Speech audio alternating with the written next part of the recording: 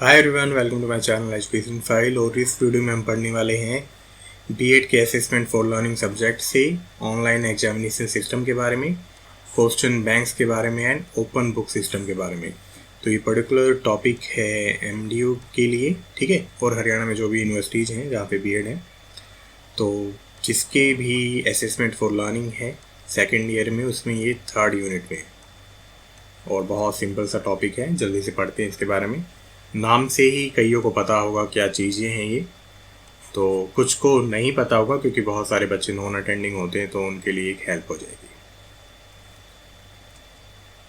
और वीडियो अच्छा लगे तो आप लाइक कर सकते हो, चैनल को सब्सक्राइब कर सकते हो। चलो, तो बेसिकली ऑनलाइन एग्जामिनेशन को आप कैसे डिफाइन करोगे कि एग्जामिनेशन है ना, ऑनलाइन जुड़ा हुआ इससे, तो ऐसी एग्जामिनेशन जो कि ऑनलाइन होते हैं, ठीक है।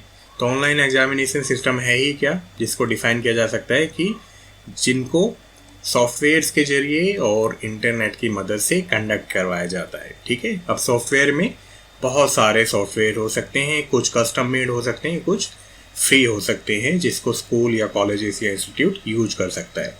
लेकिन बहुत सारे इंस्टीट्यूट, कॉलेजेस, यूनिवर्सिटीज़ वो सॉफ्टवेयर्स बनवाती हैं ताकि एग्जामिनेशन अच्छे से कंडक्ट करवाया जा सके। और बहुत सारी एजेंसीज भी होती हैं, जैसे कि CSIR का पेपर है ना, सीटेट ऑनलाइन होने लगा है।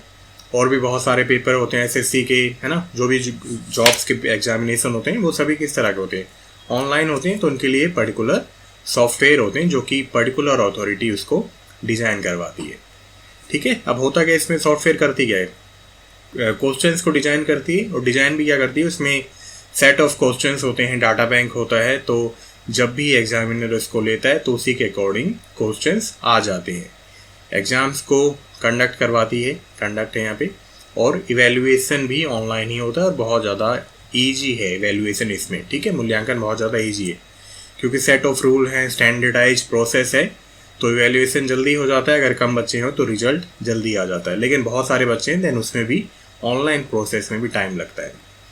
तो ऑनलाइन एग्जामिनेशन से हुआ क्या भाई, जो भी डिपेंडेंसी थी पेपर पे वो कम हुई है, मैनुअल वर्क कम हुआ है, मैन पावर जो भी ज़्यादा यूज होती थी, लॉजिस्टिक मतलब क्वेश्चन पेपर्स को एक जगह से दूसरी जगह ले जाना, वो चीज़ें हट गई हैं, ठीक है। और भी बहुत सारे इसके बेनिफिट हैं, बेनिफिट भी हैं, नुकसान भी हैं, दोनों चीज़ें होती हैं सभी चीज़ों में। ऑनलाइन एग्जामिनेशन में क्या हो सकता है, MCQs हो सकते हैं, ऑब्जेक्टिव टाइप क्वेश्चन हो सकते हैं ना, ऐसे टाइप क्वेश्चन हो सकता है। जैसे कि कोविड के टाइम में आप सभी ने देखा होगा कि यूनिवर्सिटीज़ क्या करती थी, क्वेश्चन पेपर फ़ोटो के ज़रिए या प्रॉपर सॉफ्टवेयर के ज़रिए बच्चों को देती थी, है ना। फिर स्टूडेंट उसको अटैम्प्ट करते थे, अपनी A4 शीट पे आंसर लिखते थे, उसको फिर स्कैन करके PDF फॉर्मेट में या इमेज के फॉर्मेट में सॉफ्टवेयर पे अपनी अपनी यूनिवर्सिटीज़ पे अपलोड करते थे और फिर चेक होने के बाद वो रिजल्ट आ जाता था, ठीक है। तो कोई भी फॉर्मेट हो सकता है।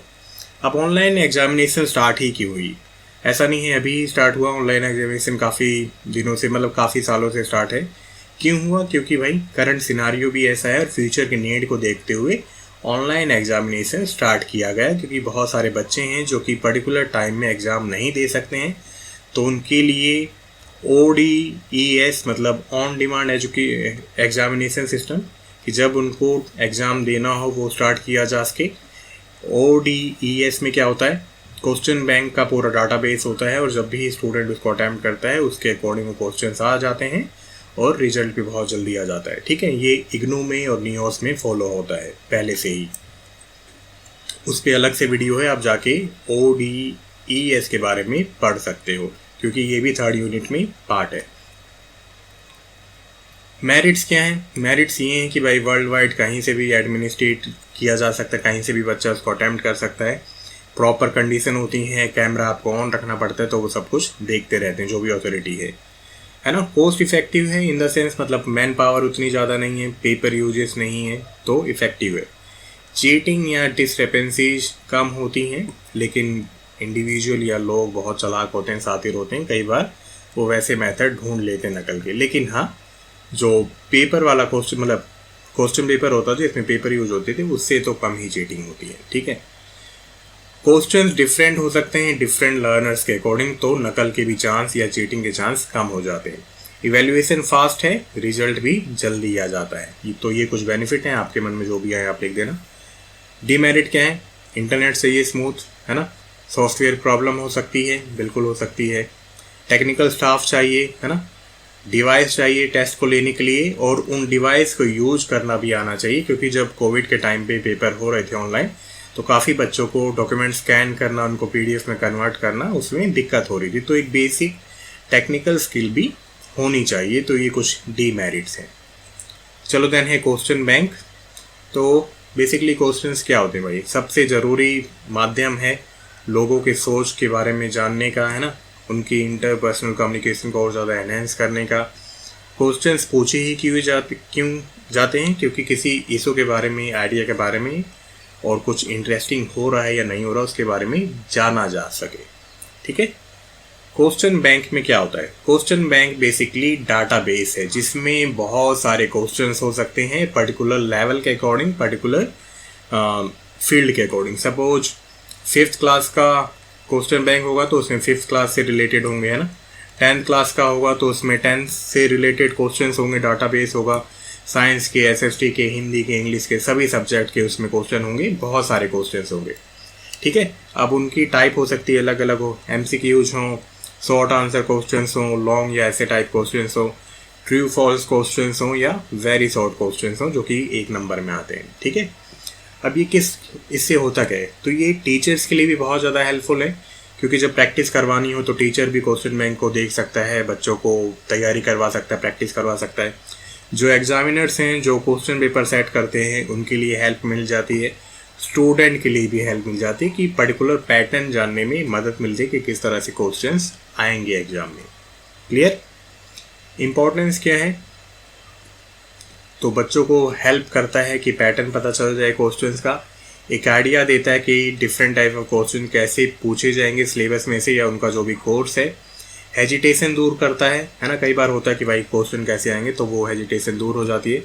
जब हेजिटेशन दूर हो जाएगी तो बच्चों में अपने आप कॉन्फिडेंस आएगा, कॉन्फिडेंट हो जाएंगे बच्चे कि ये पर्टिकुलर सब्जेक्ट है, ये सिलेबस है, ये हमारा कोर्स है और इससे रिलेटेड इस तरह से क्वेश्चंस आएंगे। ठीक है। बच्चों में क्रिटिकल थिंकिंग एनहेंस करने में हेल्प मिलेगी, क्योंकि जब हम क्वेश्चन देखेंगे हमें पता चलेगा कि इस तरह से क्वेश्चंस आते हैं, तो हम सोच सकेंगे, उनको अटेम्प्ट कर सकेंगे, पहले से उनकी प्रैक्टिस कर सकेंगे। तो एक क्रिटिकल थिंकिंग भी एनहेंस होगी कि पर्टिकुलर क्वेश्चन को कैसे सॉल्व किया जाए। ओके, चलो देन क्या है, 1 मिनट। टीचर्स को अलाउ करता है कि स्टूडेंट को एसेस किया जा सके, ठीक है, पहले से ही कि किस तरह से वो अटेम्प्ट करेंगे आंसर को, मतलब प्रैक्टिस करवाना, वही सब चीज़ें हैं। चलो ये तो हो गई इंपॉर्टेंट। डीमेरिट क्या है भाई? डीमेरिट मैंने लिखी नहीं इसमें, मैं बता देता हूँ इसी पे। डीमेरिट ये है कि टाइम कंज्यूमिंग है क्वेश्चन बैंक को बनाना। ठीक है, हो सकता है जिस सॉफ्टवेयर में, डाटाबेस में वो रखे हों, सॉफ्टवेयर में प्रॉब्लम हो जाए। ठीक है, 2 हो गए। और क्या हो सकता है?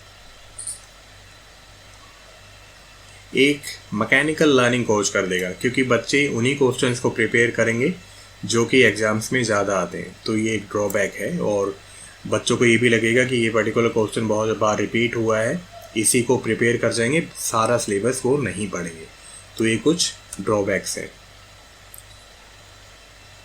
चलो देन है ओपन बुक सिस्टम के बारे में पढ़ते हैं। ओपन बुक सिस्टम क्या है भाई?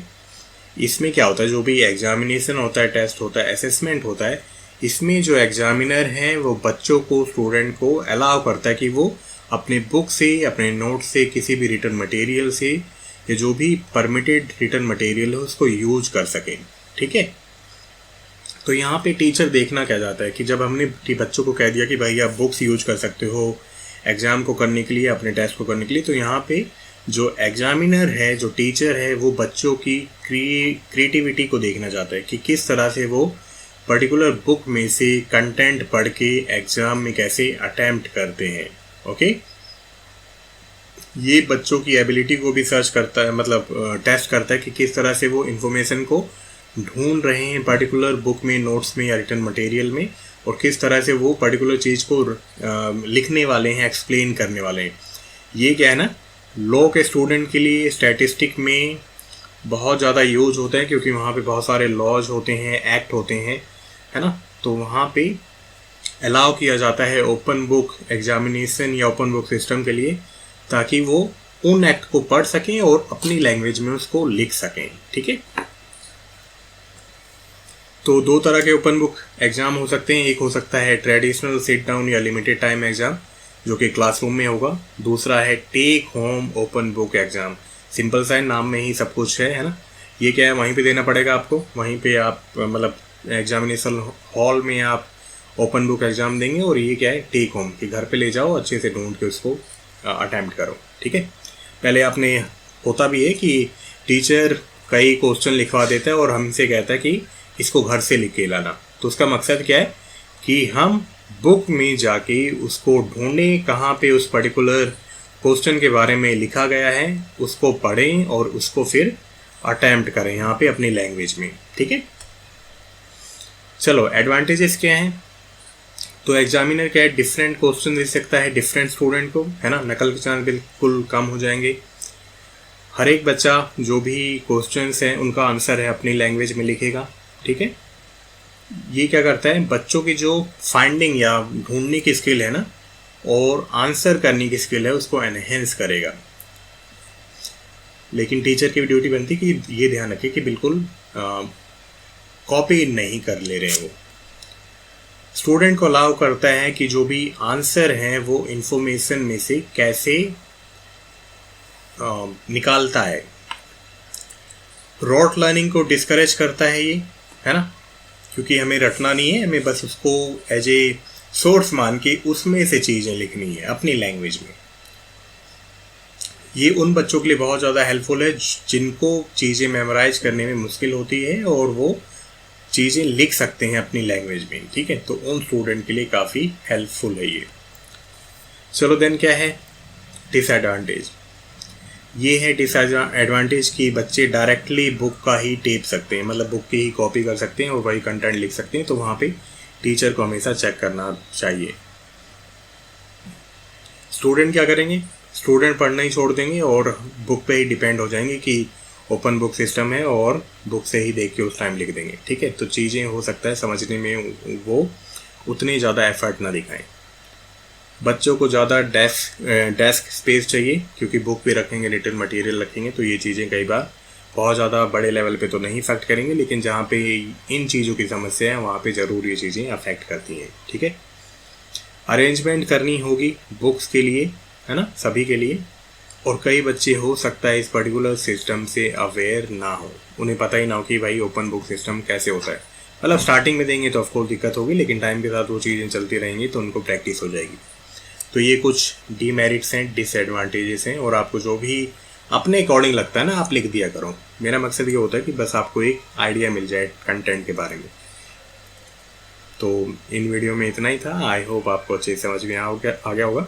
नेक्स्ट वीडियो में पोर्टफोलियो को डाल दूंगा। आपके जो भी कमेंट है ना तो प्लीज़ आप लिख देना इसमें। मिलते हैं नेक्स्ट वीडियो में। Till then bye, take care.